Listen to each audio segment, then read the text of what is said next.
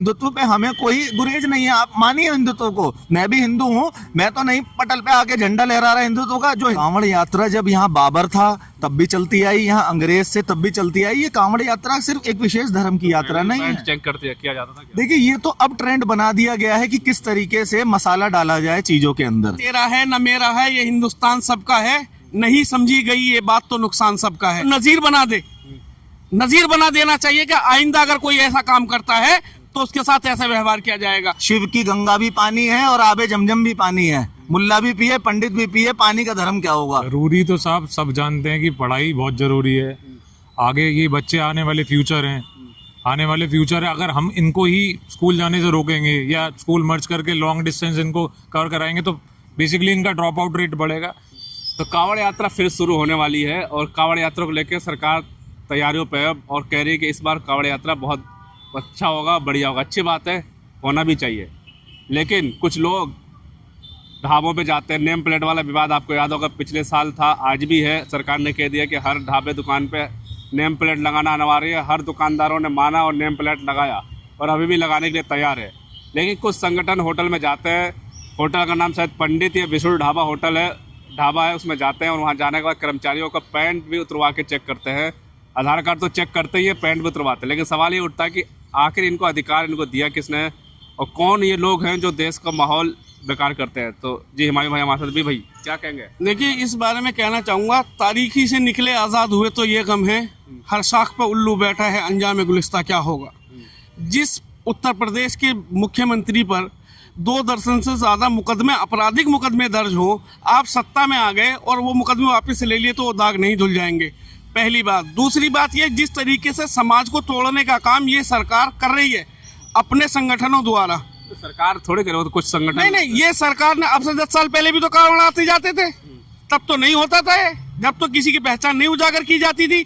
आज माने supreme court के आदेशों का सीधा उल्लंघन हो रहा है। और ये मौजूदा सरकार, चाहे केंद्र की हो चाहे राज्य की हो, ये सरकार जो है इन्होंने बपौती समझ रखा है अपना, ये अधिकार मान लिया गया है।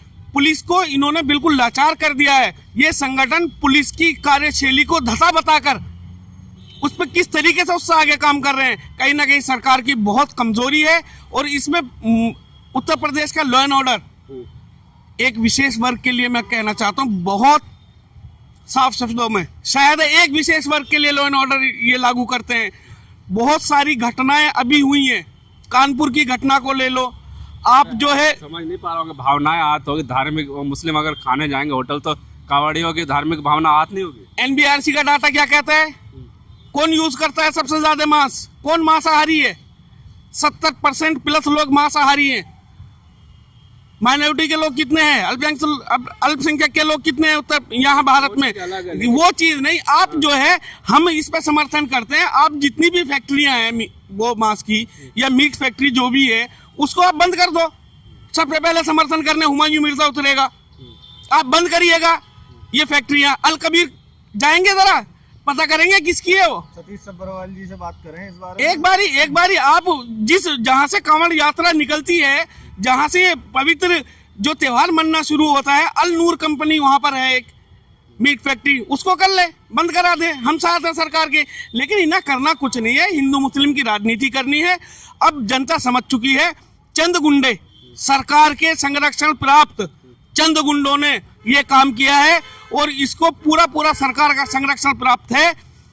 आने वाला 27 का चुनाव बाबा को विदा करने वाला है। उत्तर प्रदेश से भाजपा की सरकार जाने वाली है। तो क्या लगता है, जो आपका नाम शर्मा जी, पंडित जी आप हैं, तो क्या लगता है ऐसा कृत्य करना सही है क्या। भाई साहब, ये कृत्य जो किया गया है इससे पूरी की पूरी मानवता शर्मसार है। आप एक जगह तो बात करते हैं सबका साथ सबका विकास, और दूसरी जगह आप जाके लोगों के कपड़े उतरवा के पहचान चेक कर रहे हैं। तो ये एक तरीके का अपराध नहीं है, एक तरीके से पाप किया जा रहा है जो लोगों के बीच इस तरीके की चीज़ें लाके उजागर की जा रही हैं। हमारे भविष्य को धूमिल किया जा रहा है। जो हमारी आने वाली जनरेशन है उसे ये सब चीज़ें दिखाई जा रही हैं कि आगे आप ये काम करें। उसे ये नहीं दिखाया जा रहा कि आपको आगे साइंस एंड टेक्नोलॉजी में आगे बढ़ना है। उसे कपड़ों उतरवा के ये चेक कराया जा रहा है ये किस जाति विशेष वर्ग और धर्म का आदमी है। ढाबे का नाम तो ब्राह्मण पंडित ढाबा था। अजी ढाबे में जो सब्जियां आ रही हैं उसको भी चेक कर लो ना, किस खेत से आ रही हैं वो, वो किस खेत में उपजाई है, किसने निकाली है, कौन ला के उसे आड़त पे बेच के गया है, किसके हाथों में नोट था, कौन उस आदमी नोट का मालिक है, ये सब कुछ चेक करें आप। लेकिन ये इसकी जरूरत ही क्यों पड़ रही है, मुझे तो समझ नहीं आ रहा है। आप देश को आगे ले जाना चाहते हैं या देश को पीछे ले जाना चाहते हैं? दूसरे देश चांद पे जा रहे हैं, तरक्कियां कर रहे हैं, MRI मशीन बना रहे हैं, CT स्कैन बना रहे हैं, हम क्या बना रहे हैं? नाड़ा चेक कर रहे हैं, पजामा उतार रहे हैं, उसकी धर्म जाति पूछ रहे हैं जी। इनको ये कहते हैं बेटी बचाओ बेटी पढ़ाओ। यहाँ सरकारी स्कूल ही बंद कर दिए इन्होंने, अधिकार ही छीन लिया शिक्षा का। पुष्प वर्षा होगी ना, सरकारी स्कूल जरूरी है, कावड़ यात्रा में पुष्प वर्षा जरूरी है। अजी पुष्प वर्षा करो तो सब पे करो ना, उनके ऊपर किताबों की पुष्प वर्षा करो, किताबें लाके बरसाओ उनके ऊपर, शिक्षा की वर्षा करो उनके ऊपर, उन्हें शिक्षा प्राप्त दो, 12वीं तक फ्री करो उन्हें, सबको तब माना जाएगा कि आप काम कर रहे हैं शिक्षा के क्षेत्र में। आप तो स्कूल ही बंद कर रहे हैं, उन्हें शिक्षा का अधिकार छीन रहे हैं उनसे सीधा सीधा। बंद कर रहा हूँ, मर्ज कर रहे हैं, स्कूल बंद नहीं कर रहा है। अजी मर्ज करना, देखिए मर्ज करने की बात क्या होता है, जिसने अभिभावक ही नहीं है ना इनके पास, टीचर ही नहीं है, तभी तो मर्ज करना पड़ रहा है। और मर्ज करने की बात ये बताएं, आप मुझे बुलंदशहर का स्कूल मर्ज कर दो, आप मेरठ में बुलंदशहर की पब्लिक मेरठ जाएगी क्या, या मेरठ की पब्लिक बुलंदशहर आएगी क्या? आप बताइए। छोटा छोटा बच्चा जो वंचित है समाज का, जिसको बिल्कुल दो समय की रोटी खाने को नहीं है, जिसके परिवार को वो अपने बच्चे को पढ़ाना चाहता है सरकारी स्कूलों में, क्या व्यवस्था है आपकी? जर्जर हुई पड़ी है सारी की सारी व्यवस्था।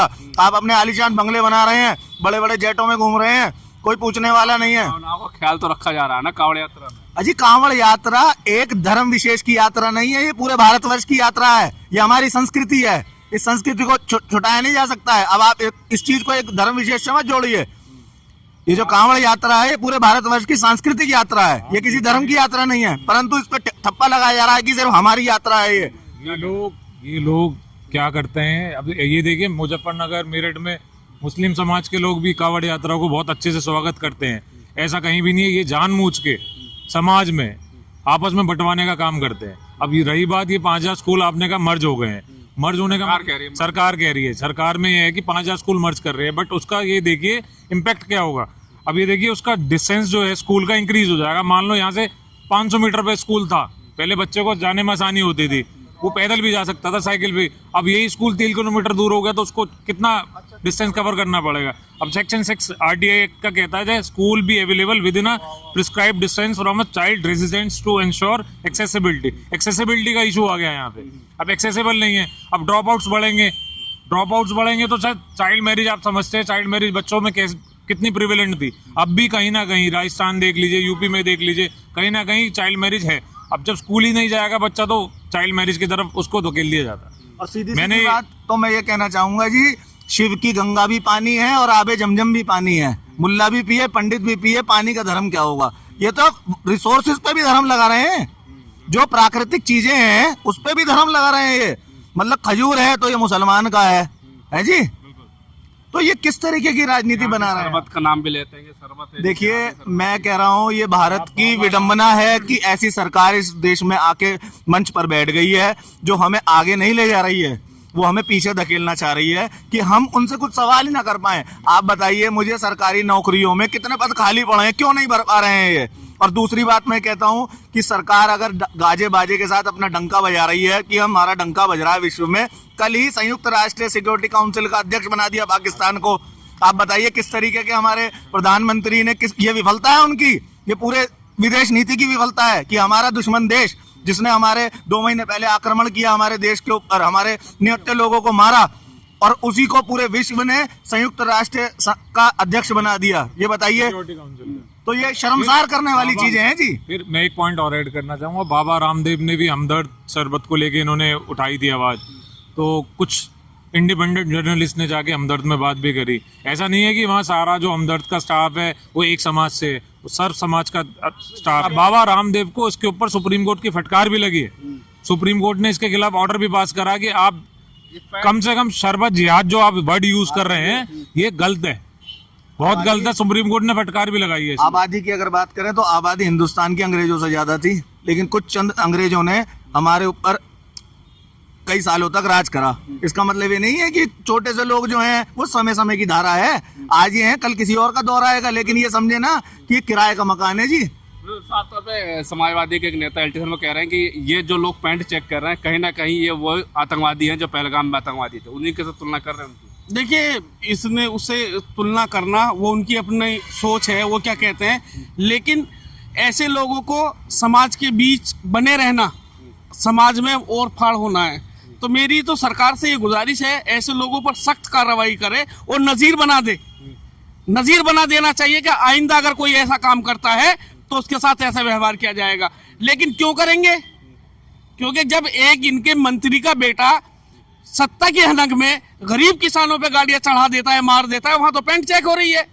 इनके लिए तो बहुत छोटा सा इशू है। यही लोग जब किसी बहन बेटी का बलात्कार कर देते हैं, उसे मार देते हैं, उनके जो बलात्कारियों को जब वो रिहा होते हैं, जब वो जेल से आते हैं, उनको मूल और मालाएं पहनाकर उनका स्वागत करते हैं। तो इनसे कोई भी उम्मीद करना, उत्तर प्रदेश में आप अगर इंसाफ की उम्मीद करोगे तो ये बेईमानी होगी। सालों से ज्यादा ही हाइप नहीं बनाते। कांवड़ यात्रा मुझे लग रहा सदियों से चलती आ रही है, आजादी से पहले भी कांवड़ यात्रा चलती थी, आज भी चल रही है। लेकिन कुछ टाइम से ऐसा क्यों लग रहा है कि हम पुष्प वर्षा करेंगे तो हम सबसे बड़े हिंदू हैं? जनाब, मैं एक बात कहना चाहूंगा, न तेरा है न मेरा है, ये हिंदुस्तान सबका है। नहीं समझी गई ये बात तो नुकसान सबका है। इस नफरत के माहौल में अगर जितना लोग जुड़ेंगे उसका दुष्प्रभाव, उसका नुकसान आने वाली नस्लों पे होगा। मेरे भाई ने भी बताया, ये बात सच है। सदियों पुरानी परंपराएं हमारे यहाँ, चाहे हिंदू समाज की हो, चाहे मुस्लिम समाज की हो, सिख समाज की हो और ईसाई समाज की हो, हमारे बुजुर्गों ने शाना बशाना कंधे से कंधा मिलाकर उसको पार कराया है। और आज भी जब ये कांवड़ यात्रा शुरू होगी, कहीं हुमायूं मिर्जा खड़ा होगा, कहीं पंडित जी खड़े होंगे, कहीं सरदार जी खड़े होंगे, हम उन लोगों का इस्तकबाल करेंगे, स्वागत करेंगे। लेकिन अगर ये सरकार की मंशा ये है कि हम लोग जो है राम और रहीम वाले एक जगह न बैठ जाएं, इनको दुश्मन बना के रखो, यही सरकार की पॉलिसी है। उस पर चंद लोग उस पर मेहनत कर रहे हैं, लेकिन अब बहुत सारा समाज, बहुत सारे लोग ये जान गए हैं, आने वाला टाइम इनका विदाई का टाइम है। अब ये हिंदू मुस्लिम की राजनीति ज्यादा दिन चलने वाली नहीं है। स्कूल बंद, यात्रा पे पुष्प वर्षा। देखिए, यात्रा पे इनका तो काम है इल्म। आरएसएस जो कहता है, आरएसएस कहता है अगर तुमने आपको दलित, शोषित, वंचित लोगों को इल्म दे दिया, इल्म जो है सवाल पैदा करता है। जब वो सवाल पैदा करेगा, पढ़ा लिखा बच्चा जब नौकरी मांगेगा, इनके पास नौकरी है नहीं, इन पे दिन में 10 दफा सूट बदलने का टाइम है, लेकिन मणिपुर जल रहा है 3 साल से, वहां जाने का टाइम नहीं है इनके पास। जो है अभी माननीय प्रधानमंत्री जी 5 देशों की यात्रा पे गए 9 दिन के लिए, और विदेश नीति क्या कह रही है?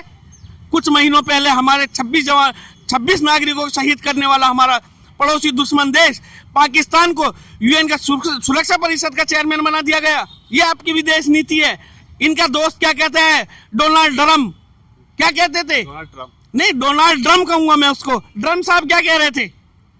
क्या करा था इन्होंने यहाँ बुलाकर गुजरात में नरेंद्र मोदी स्टेडियम में? नमस्ते ट्रम्प, फलाने ट्रम्प, डिकाने ट्रम्प। वो ट्रम्प क्या कह रहे हैं? लगा दिया टैरिफ हम पे। हुआ कुछ कम? नहीं हो पाएगा। मोदी जी, तुम्हारे बस की बात नहीं है देश चलाना। ये देश कांग्रेस चला सकती है, एक खानदान को चलाना और एक घर को चलाना बहुत बड़ी बात है। मोदी जी एक परिवार को चला रहे हैं, उस परिवार का नाम है संघ, और कांग्रेस ने चलाया खानदान, पूरे भारतवर्ष को चलाया। मैं तो ये कहना चाहूँगा कि देशवासियों से और जितने भी हमारे देश में जो लीडर हैं, जो किसी पार्टी की नुमाइंदगी करते हैं, मैं आप सभी से निवेदन करता हूं कि इस भारत के सौहार्द को ना मिटने दिया जाए, आपसी भाईचारे को कायम रखा जाए। अगर इस भाईचारे को हम धूमिल करते हैं तो देश की आने वाली पीढ़ी हमसे ही सवाल पूछेगी कि हम किस दिशा में आगे बढ़ गए। सवाल यह है कि क्या कांवड़ यात्रा 14 के बाद यात्रा हुई या पहले से? कांवड़ यात्रा तो अनंत काल से चलती आ रही है जी। कांवड़ यात्रा जब यहाँ बाबर था तब भी चलती आई, यहाँ अंग्रेज से तब भी चलती आई। ये कांवड़ यात्रा सिर्फ एक विशेष धर्म की यात्रा नहीं है। चेक करते किया जाता था। देखिए, ये तो अब ट्रेंड बना दिया गया है कि किस तरीके से मसाला डाला जाए चीजों के अंदर। पहले यात्री कांवड़ यात्रा इससे बड़े हर्षोल्लास से करते थे। आज अगर गिनती देखी जाए कांवड़ यात्रियों की और पहले की गिनती देखी जाए तो इसमें इजाफा नहीं, उसमें कमी मिलेगी आपको। हम बड़े हिंदुत्व की सरकार है और हिंदुओं को सुरक्षित लेके। देखिए, हिंदुओं को सुरक्षित रखने के लिए आप बातें कर रहे हैं, करिए, परंतु उसे समाज के अंदर मत घोलिए। समाज तो ऐसे ही चलता आया है, आपसी मिलनचारे से, भाईचारे से। आपके हिंदुत्व पे हमें कोई गुरेज नहीं है, आप मानिए हिंदुत्व को। मैं भी हिंदू हूँ, मैं तो नहीं पटल पे आके झंडा लहरा रहा हिंदुत्व का। जो हिंदू पद्धति है, पद्धति को ही मानता हुआ आगे इंसान को इंसान मान के चल रहा हूँ ना। पर मैं तो ये नहीं हिंदुत्व का नारा लगा रहा हूँ, परंतु आप पार्टियों में जाकर और मंचों पे खड़े होकर किसी एक विशेष वर्ग को या हमारे ही लोगों को पीछे करेंगे और इस तरीके की बातें करेंगे तो ऐसे देश और समाज बटेगा, बढ़ेगा नहीं। हमारी बेइज्जती होती है दूसरे मुल्कों में कि हमारे यहाँ पर इस तरीके की चलन है, आदमी को आदमी के बीच में बांटा जा रहा है। आप देखिए ना, अभी कृत्य हुआ है वो पैंट उतारने का, कितना शर्मसार कृत्य है वो।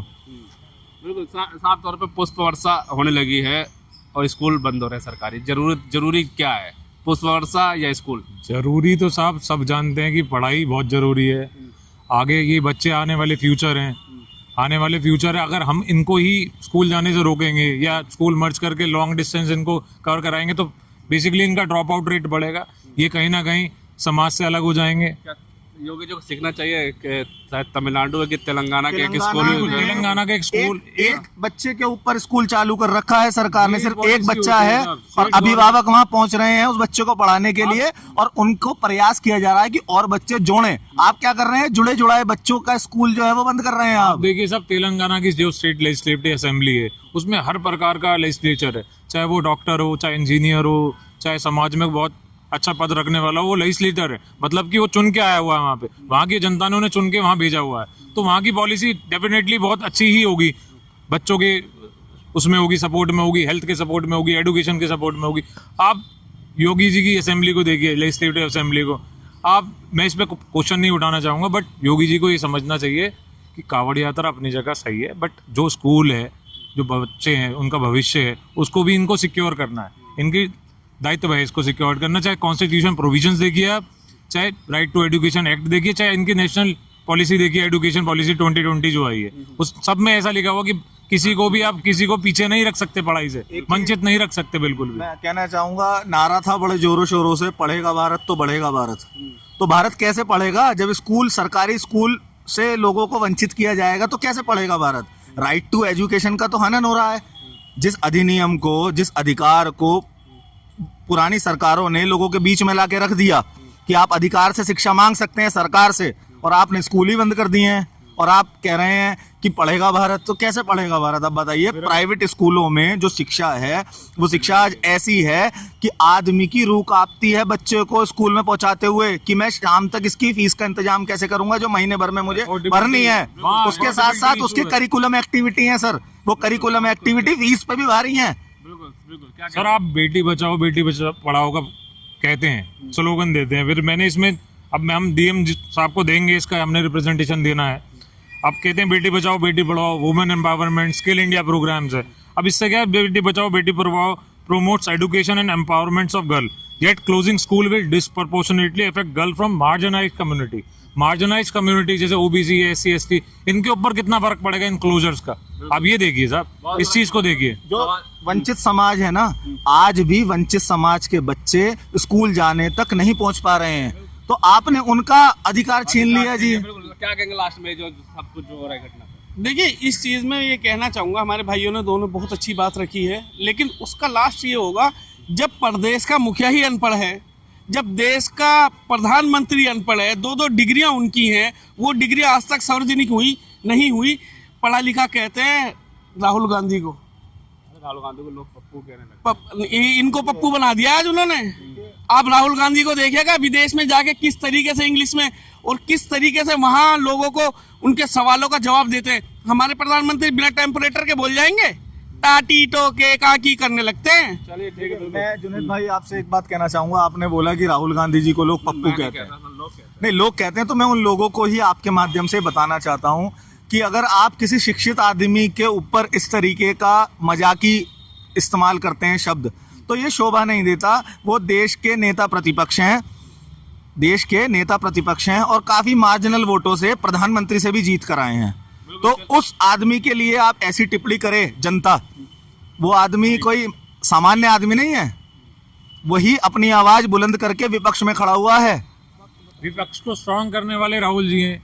आप देखिए राहुल जी की ये पढ़ाई को लेके, उसको लेके पप्पू बोलना बहुत ही आपत्तिजनक है। इन चीज को बचना चाहिए इनसे। बिल्कुल साफ तौर पे सवाल ही उठ रहे हैं, जिस तरह से उत्तर प्रदेश में 5000 स्कूल मर्ज करने की बात कर रही सरकार, हालांकि विपक्ष कह रहा है कि स्कूल ये बंद हो रहे हैं।